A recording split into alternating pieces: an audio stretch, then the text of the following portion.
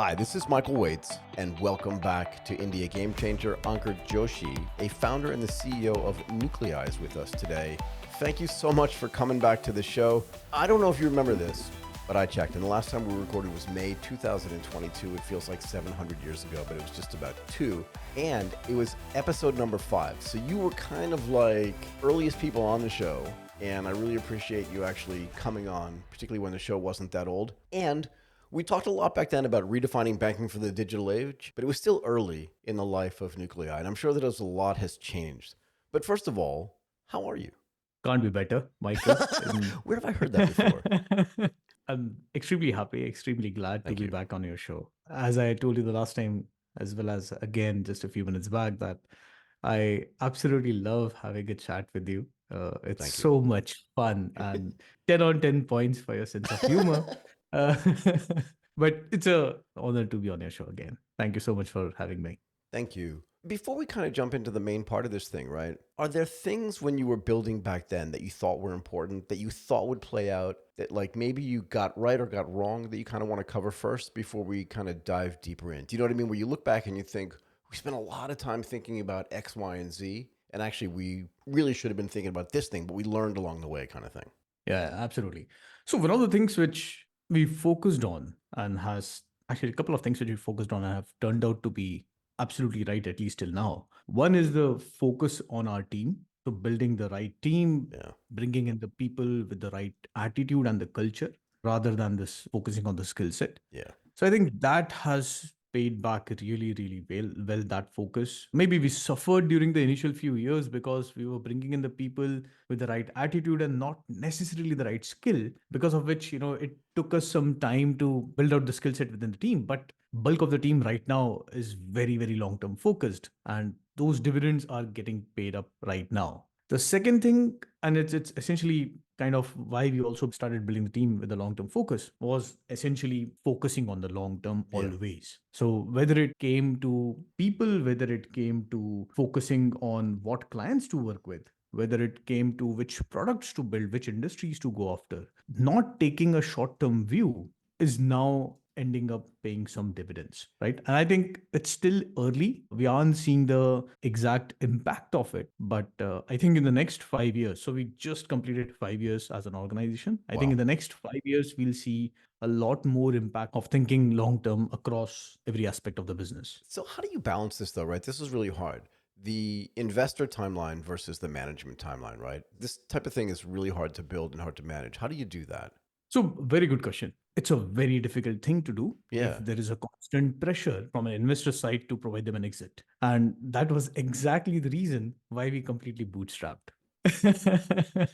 Was that a conscious choice? And I'll tell you why, because I have this conversation with my co-founder all the time. We can raise money. We're profitable. We have good revenue. Revenue's growing. We have really great clients. But do we want somebody else like standing behind us going, it's not fast enough all the time without really knowing what we're doing? Was it a conscious decision for you guys as well? So it was a conscious second order decision, Go not the ahead. first order. The first order decision was that we want to build a long term business. Yeah.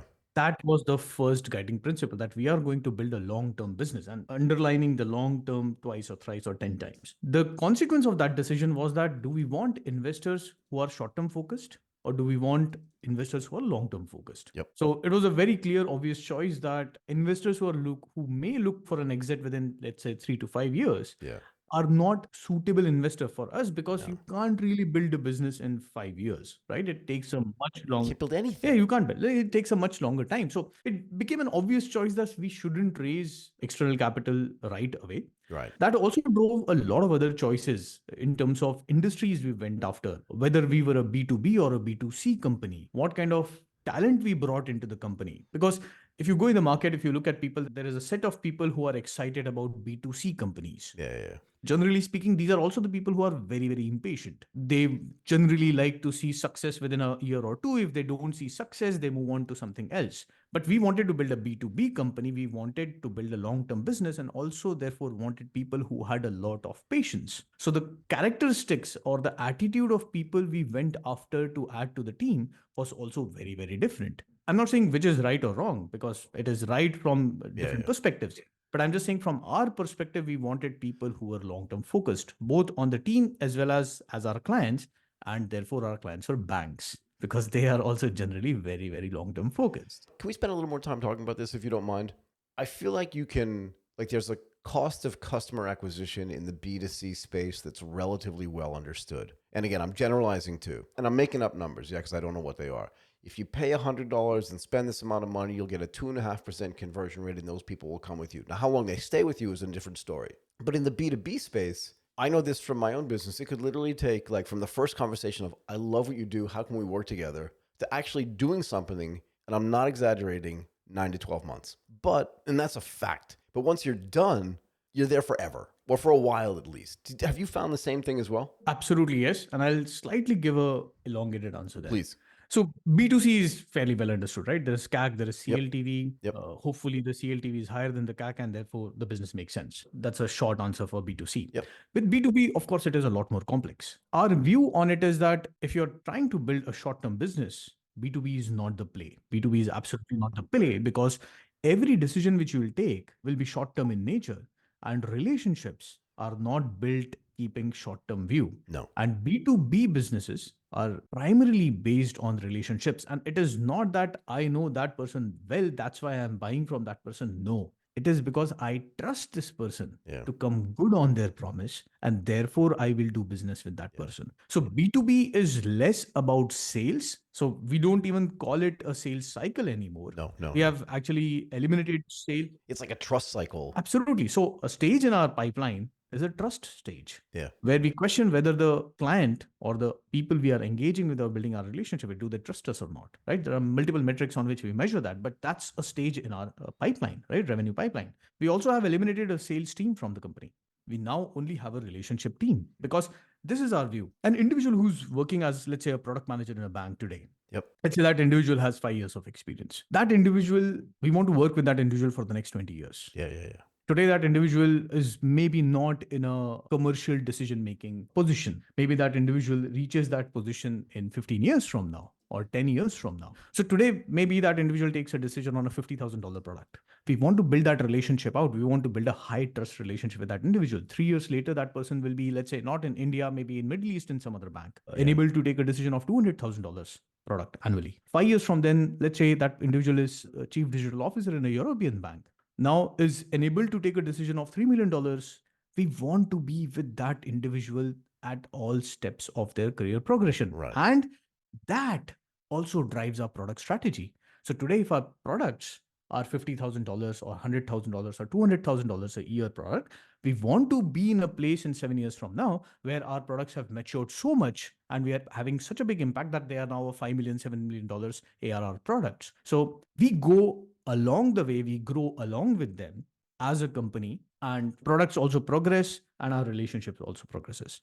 Does that make sense? It's a great strategy. And do you feel like most firms that are doing this in reverse, like they try to get to the most senior person and just work so hard to try to get like this big senior deal, when in reality, if they went down like 2 or 3 levels, they get a guy or a gal, like you said, they buy a $50,000 product a year. But internally, their cachet raises because that product works. You work with them. You make sure that they're like the champion inside their own company of your products. You don't have to sell it all to the people above you.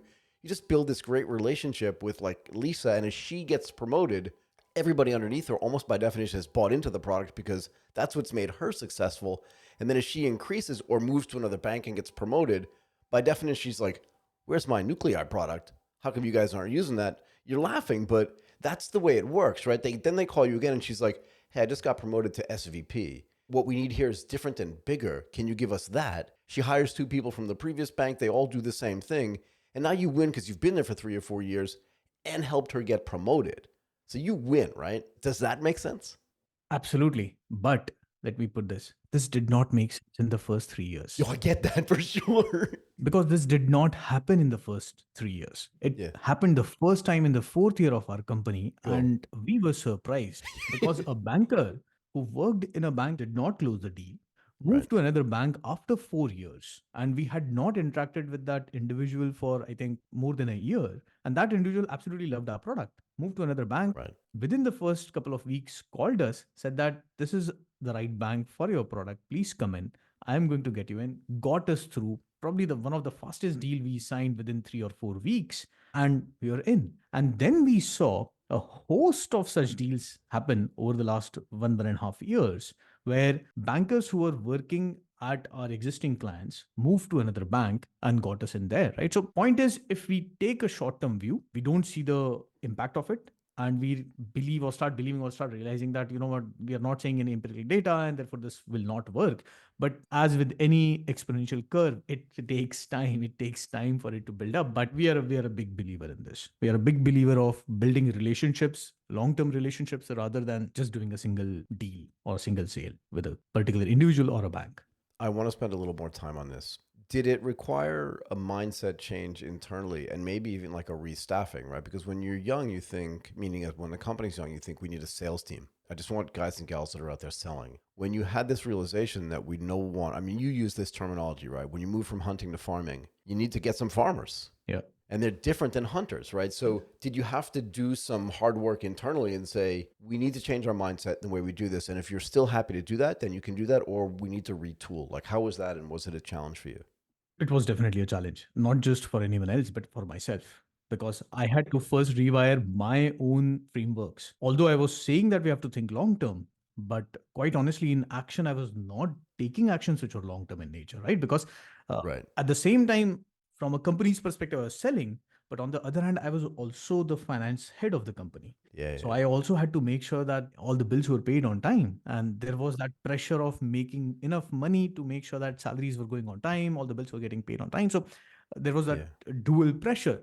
So on one hand, I was thinking and believing in my mind that I need to do it long term. But on the other hand, maybe the actions are not in the same vein. So first I had to retool my or rewire my frameworks. Once that was done, yeah, it was definitely a challenge with the rest of the team as well. But getting the right people in, I believe, was the way to go, where we got people who had experience of running their own companies. We had people who were very, very long term focused from an attitude perspective, were extremely fit for our culture and thinking long term. And once we had the right people, then everything else was a piece of cake. I did not have to train them or change their mindset a lot, because they bought into the idea that we have to right. build relationships, long term relationships, and that's how the business will flow. So we don't have sales targets. We don't have like, in at the end of this year we need to achieve these many $1 billion in revenue. We don't have those, because for us it is the amount of revenue we make over the next 20 years, not in this year in particular. That's the way we are building the business.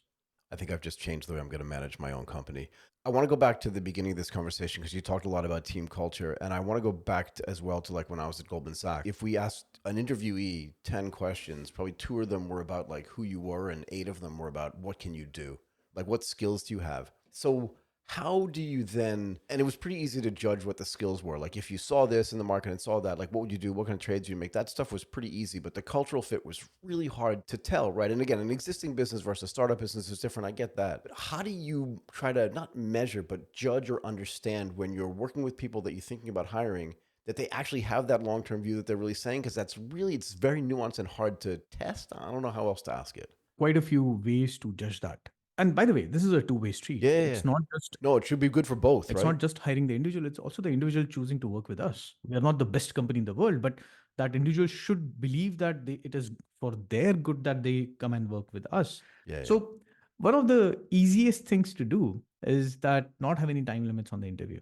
And we don't call them No, interviews. no. I hate that word. I didn't want to use it, but I didn't know how else to contextualize it. Sorry, go ahead. We just call it conversations or a Yeah, yeah. meeting, generally a meeting. Yeah, fair enough. So we just call Yep. them a conversation or a meeting. And generally, these conversations with me particularly go on till like 3 hours.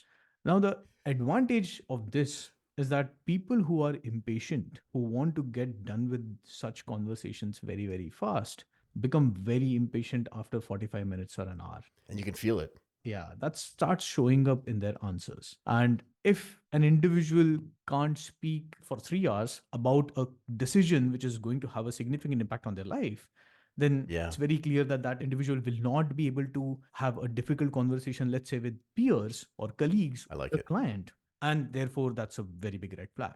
But people who are genuine, And the other thing is, you also can't lie for 3 hours. Yeah, it's really Your brain hard. can't handle it. Anyone is not being genuine about any of the answers, and you hit from different angles, and over a period of 3 hours, you get to a realization that that person is not being genuine. So people who are genuine over a good conversation and have the ability to hold a good conversation over the 3 hours. So earlier, I remember when I was in investment banking, people used to say that, you know what, hire people who you go and have a beer with. I'm okay not having a beer with an individual, but I I get it. want to be in a place where I can have a good conversation with that individual.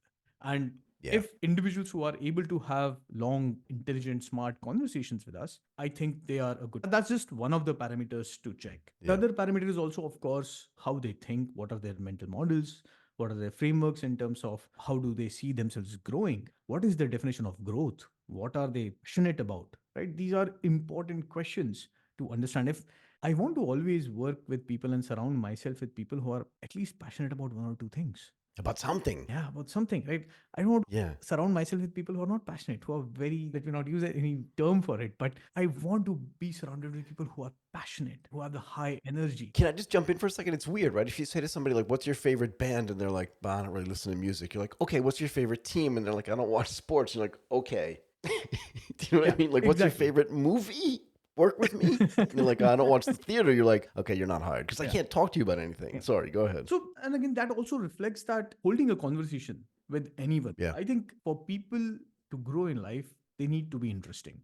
agreed. And they need to be in a position where they can hold a conversation with any topic, at least for 15, 20 minutes. They may not be a doctor, but they can talk about medical science for 15 minutes. They may not be engineers, but they should be able to talk about structural integrity for 15 odd minutes. And that's exactly the kind of people who you would want to lead the company, who you would want to represent the company. Because Yeah, when you're building a relationship with bankers or any client for that matter, you're not going to talk about product at all times. And you're going no, to meet 100 no. different people with 100 different interests.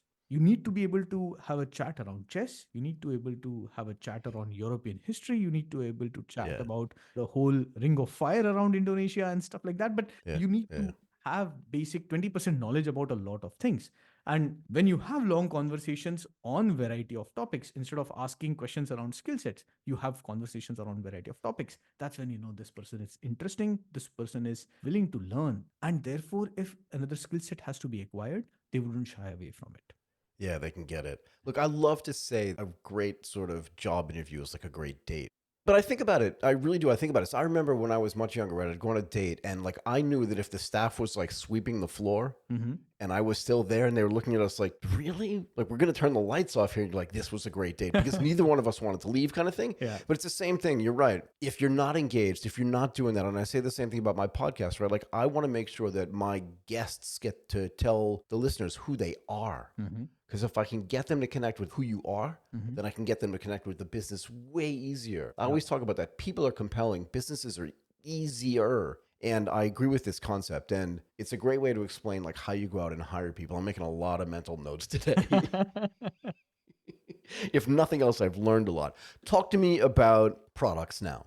Mm-hmm. Again, I always like to know the difference between what you were thinking about for product building 3 years ago or 2 years ago and what you think now and how that's changed in the context of all these other changes that you've had and that you've seen. When we started self-funded, we were very clear that we Yep. have to diversify. We have to diversify because we have to survive. Yep. Diversification was the theme from day zero. Diversification, we always thought, will be across three different metrics. One would be geography, second would be industries, and third would be products. So we were very clear that we have to build multiple products because our core product should always be our team. The rest of the technological products which we build, as technology progresses, as market changes, our products could actually die, could go out of Yeah. fashion. At that point of time, as a team, we should not die.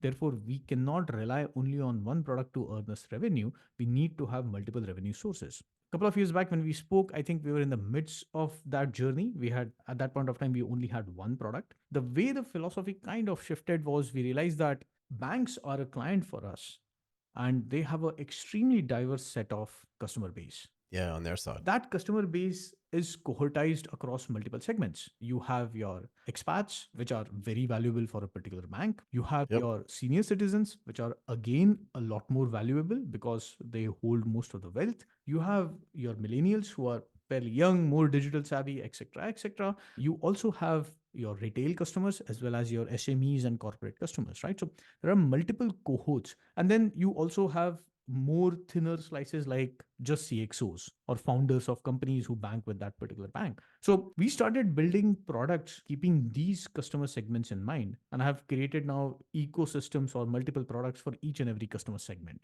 And therefore, our first product, which was focused on mass retail, our now next products are focused on SMEs, CXOs, Yep. expats, employee banking, and stuff like that, right? So, what we have done is that from a bank's perspective, we want to be a one stop shop from an ecosystem's point of view. That if they have to create multiple ecosystems for multiple customer segments, we deliver all of those to them. So, that's how our product strategy has evolved. How do you handle that though? If you want to keep your team lean, here's the thing: you have this balance that you're always trying to make when you're a young company. Is that in the earliest stages, I'm guessing, right, that your margins are really high because the team's really small, and if you sell the product, you get kind of scale right away. Mhm. But then how do you balance this idea of, do I need more customer relationship or relationship building people before I have another customer? Do you know what I mean? And how do I know what products they want? Like, how do you find that balance of, I know that I want to go after this cohort or whatever, but how do I get close to them because like I'm 40 and they're 25? Like, there's a bunch of stuff to think about there. How do you do that if you're staying lean? Yeah, no, so very good question. This is a question we struggled with for a year or so. For sure. And I absolutely want to keep a lean team for a very Yeah, simple same. reason, because the moment our team starts inflating, inefficiencies come in, people start becoming a bit indifferent towards what Yeah. company is doing. And we don't want that in our company. We want people to care, really, really Yeah. care. If they like something, they should love it. And if they don't like something, they should have the courage to hate it and be open about it, that this company policy we don't like at all, Or the company product. Yeah, whatever it is. or Yeah. the product we don't like at all. Because at the end of the day, none of us are perfect. We are all going to make mistakes, but we should have the courage to point out that mistake and make sure that as a team, we improve. Team we are today, the next year, we should be a better version of ourselves. The way we do it is we are lucky that we have a lot of good banking clients. So whenever we come up with a new product, we essentially just go to the bankers we know, take their feedback on that product, speak to the right team within the Right. bank, take their feedback, and then go and build the product. Now, for us, building the product has become much easier, where we go and speak, get the feedback, and then accordingly build the product, which we know will definitely get bought. On the team side, we were very clear that we don't want to have inflated teams. So, what we did was for each and every product, we have a very lean team. Not more than 15 people per product is the thumb rule. Okay. So, each product has its own business lead who is responsible, she or he is responsible for taking all the cost and revenue decisions. And then there are certain teams which are horizontal in nature, right? So Yeah. relationship building team is horizontal, finance, people team, technology, R&D team, all these teams are horizontal in nature. But the business team, analyst, success team, product team, etc., they are completely verticalized. We also have tech teams which are dedicated to each and every product itself. That way they remain lean, they don't inflate out of control, and they are completely focused on making sure that their product succeeds. They obviously care about rest of the products, obviously, Sure. but primarily they are focused on their own product. And I think this strategy of dividing across multiple verticals has worked till now. Of course, there are a lot of challenges and a lot of problems and issues still to be sorted, but I think in good time we'll figure those things out as well. So the product stuff I understand, the industries I understand. If you're in one country, you're in one city, it's relatively easy to kind of make the trip over to the automaker, to the phone company, or to whomever you're trying to work with, right? Yeah. But once you start talking about different geographies, you're also adding in different cultures, different time zones, all these other kind of complexities. When I first spoke to you, where were you living, by the way? I think I was in Bangalore. Something like that. But you were in India for sure, yeah? Yeah, I And was where, in India where for do you sure. live now? So I moved to Lisbon, Portugal. Yeah, so I'm just saying, like, the Yeah. Yeah. geographical expansion, I think, is one of the hardest things to understand, right? Because if you're not from Lisbon, and I'm just going to use Lisbon as a metaphor for anywhere else that you're not from, right? Like, Mhm. there's so many other things to get your head around Mhm. as well. You have the industry knowledge and the product knowledge, but all those things have little nuances too. Was it harder to expand geographically than it was product wise? Do you know what I mean? Yeah, definitely harder to expand geographic wise. And riskier, yeah? The way I look at risk is slightly different. I think the risk not taken carries a lot more risk Sure. than taking risk. Sure. That I agree with completely. And the way I look at geographical expansion and the cultural nuances, it's amazing learning experience. Yeah. I come from a country and I grew up in a very small town, in a very conservative background where the worldview was extremely narrow. then going to bigger city like a Bombay and Bangalore, and then going across multiple countries and getting exposed to those cultures. I think it's an extremely rich experience, not just personally, but also for the rest of the team Yeah. to come across so many cultures. Now, the good part is that I know that we are all honest in terms of accepting that we are not perfect, Yeah. also accepting that every culture is different and has its own richness. We are not going to understand cultures which we are not naturally from Yeah. 100%, but we will try our best. Why? Because it will only help us in expanding our worldview. Coming to Europe or going to, let's say, Indonesia or UAE or Qatar for that matter, learning worldviews of different people, different nationalities, people who have grown up in different cultures, it's an amazing, amazing experience. Yeah. And if, as an individual, you are open to learning about their culture, I have been surprised that people are so helpful. They are. They People are are. so helpful to teach you about their culture, to coach you about their culture. And then that's how you build relationship. We are again, Back to the same thing. Yeah. we are not there to sell. No. We are there to build relationships. And if we are genuine about that, I think automatically people are, those people, like people who are from different cultures, they are also excited about learning about our culture. And therefore, it's much easier to build a relationship with them rather than trying to go and sell a product to them. So we don't want to sell to them at all initially. We just Yeah. want to understand their problem. We want to Exactly. understand their culture. We want to build a relationship. And we are clear that if even if we are not able to sell to them over the next 5 years, it's fine. Yeah.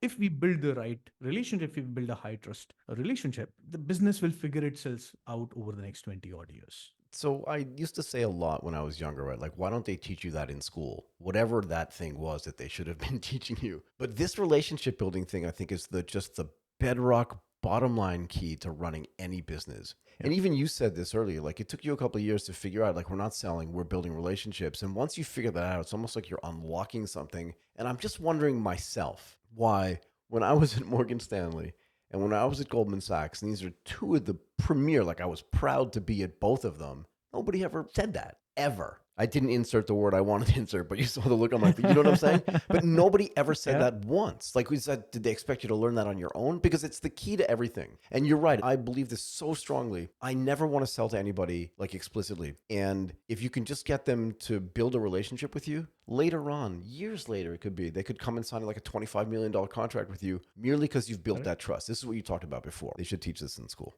They should definitely. They should teach this. They should teach a lot of things in school which they don't. Maybe not the stuff they're already teaching, but some new stuff like the stuff you and I are talking about. Absolutely. Absolutely. This is a little bit off script, but do you feel like you personally, like in the past couple of years, have just grown so much? Do you feel like the world has become clearer, if that makes sense? Where like if a new issue arises, you have like a different thought process framework to be able to look at it to think, oh, I think I can handle this now because of all the things around me that have changed and that I've changed myself. Yeah. For sure. And again, on a personal level, right? Like as you grow older and I've grown a lot of white Wait a hair, second. you come Come I know, on. I know.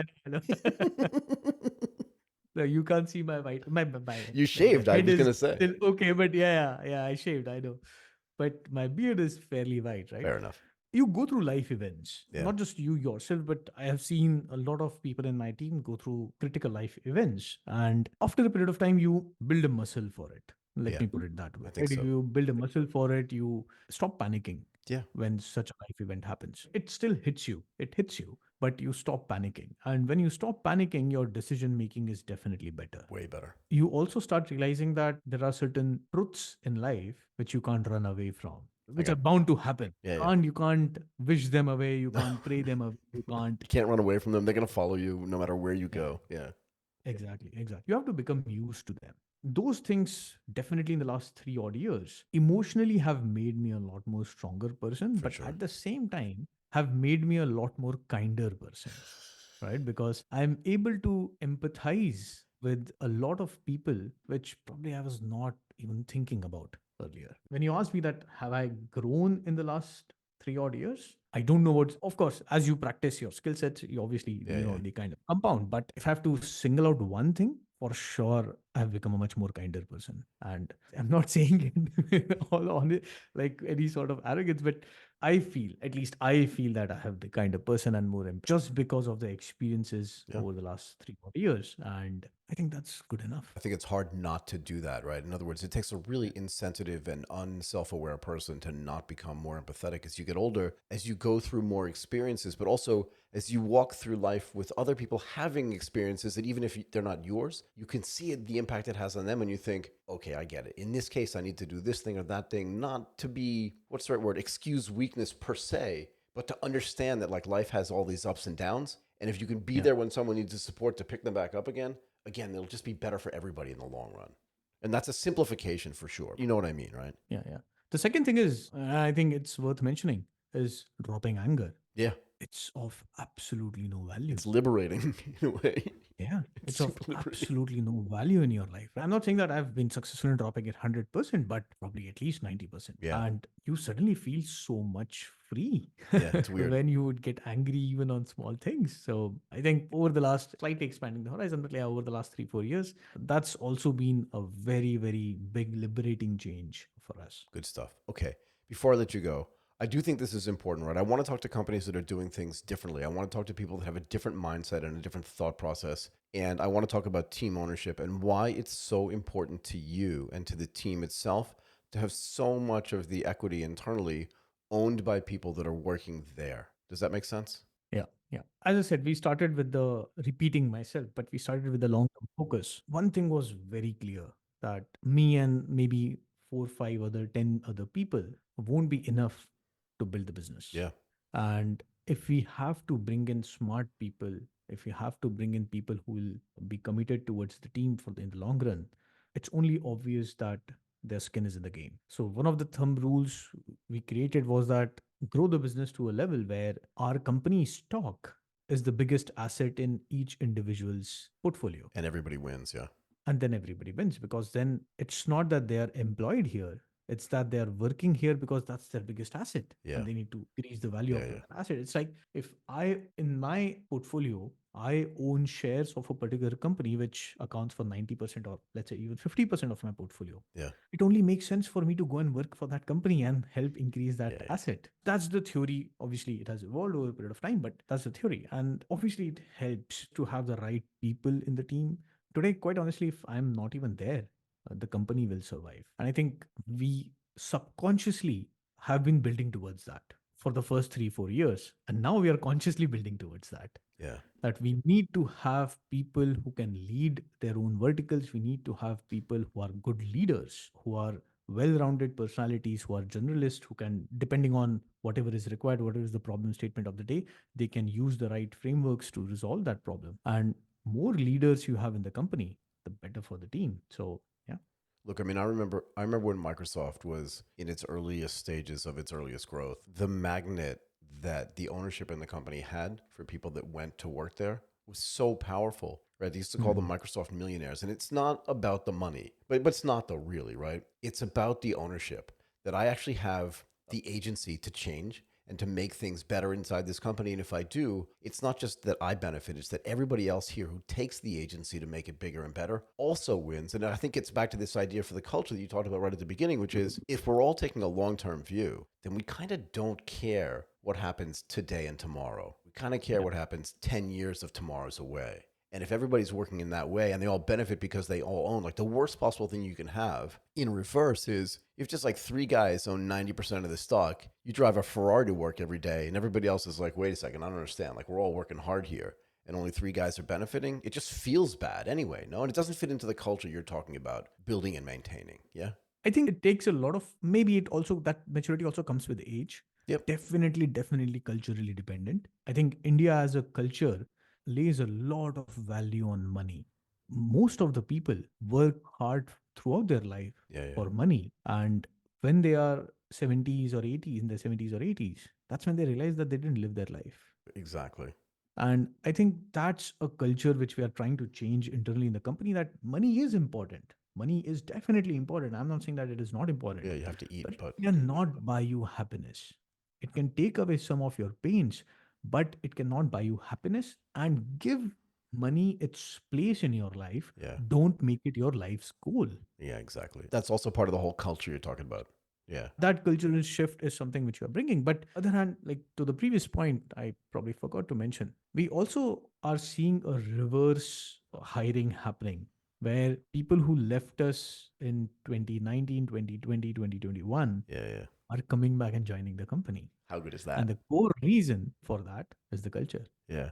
the ownership which you are speaking about, that they have the agency, they have the ownership to take decisions and the freedom to fail, which Yeah. they probably were not provided in other organizations or were suffocated of opportunities. And that we are very clear that we have to provide if we have to maintain our edge as a company which slightly operates differently. Yeah, look, I want to say this and then I'll let you go, but I think it's so hard to explain to people this idea that people really are willing to trade agency for money. Most all Mm, cases, people want to have mm, impact. They want to make a difference. They want to feel like at the end of the day, they weren't just like taking something from pile A and putting it into pile B and going home and having dinner with their family. They want to be able to go home and say, today I accomplished something, or I had this long term goal and I did it and I affected it. And even if they make $10 less, they don't care because the joy that comes with actually doing that thing has more value than that $10 could buy you. Anyway, yeah, yeah. To be honest, that $10 is not going to buy you anything, because that $10, extra $10, go into your bank account or a mutual fund and stay there for the rest of your life, exactly. right? That money is never going to be put to use Right. in buying an asset or doing anything, Yeah, right? yeah, yeah. So quite honestly, 50 years from now, that $10 has absolutely no value because it has not Zero. given you any joy. Zero. It has not given you any joy at all, Okay. right? I'm going to let you go. I love this conversation. Ankur Joshi, a founder and the CEO of Nuclei. I'm so glad you reached out to me. You said, I have some stuff I want to cover with you. A lot of things have changed. A lot of things have changed. And you have to promise me that you'll do this again. Oh, most definitely. It can be a year later. I don't care when, but whenever you want, you just call me, ping me, and just go, I'm coming on the show. Here are the 3 things I want to talk about. We'll definitely do it. Is that cool? Most definitely. Absolutely. Would love to do that again, Michael. It's a pleasure, as always, to be on your show. Thank you so much. Thank you.